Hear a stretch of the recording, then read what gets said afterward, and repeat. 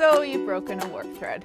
It can be tempting to try and fix it by tying it back together, but don't do that. It'll increase the tension so much on that thread that you won't be able to comfortably weave. So instead, you need to replace the thread.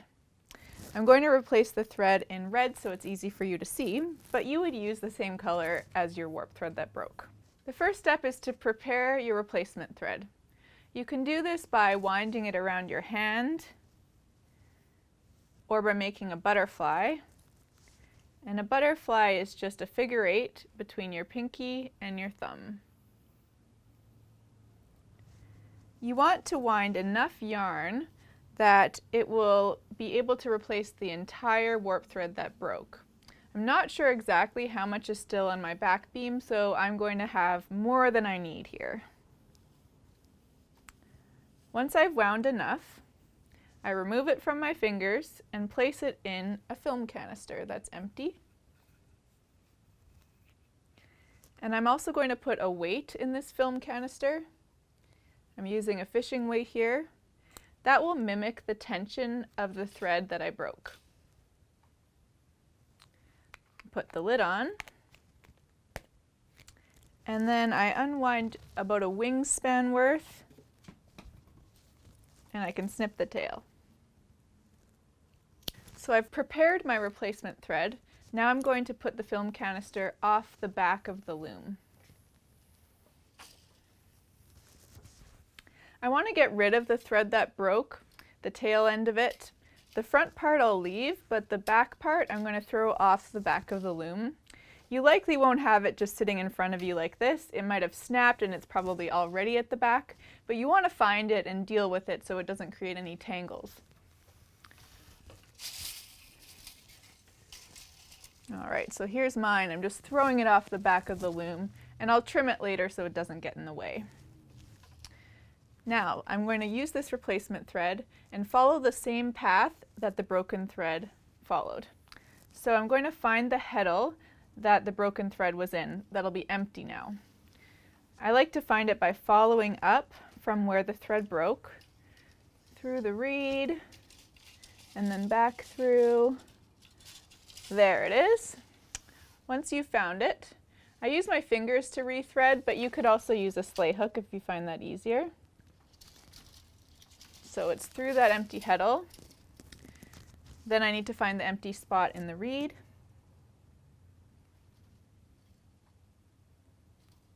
There it is.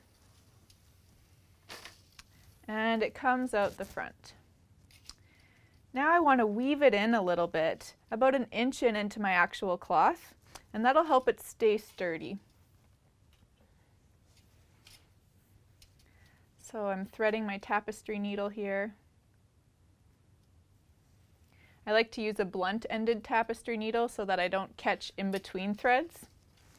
Now I'm going to follow about 1 inch into my thread here, following the path of the broken thread.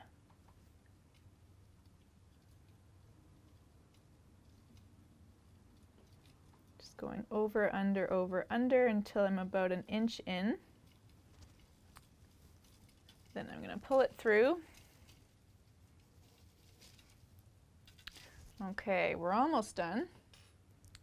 We need to secure this end so it doesn't pull out, and I do that by using a pin. I put the head of the pin right where the thread ends, and then I'm going to use the figure 8 motion again here to attach this thread.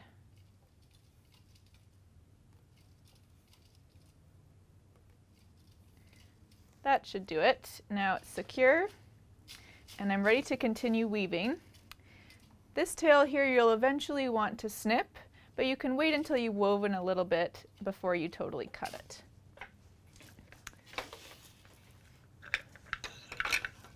You start weaving as if nothing had happened.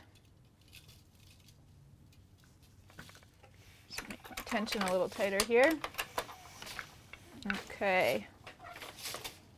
Now, as you're weaving, if you see that the thread is following the correct path and the tension looks about right, you've done it correctly and you've fixed your thread. you can weave about a couple of inches more before removing the pin. But before you start to go over the front beam and wrapping around the cloth beam, you want to make sure you remove this pin, and you can actually cut the replacement thread flush along with the broken thread.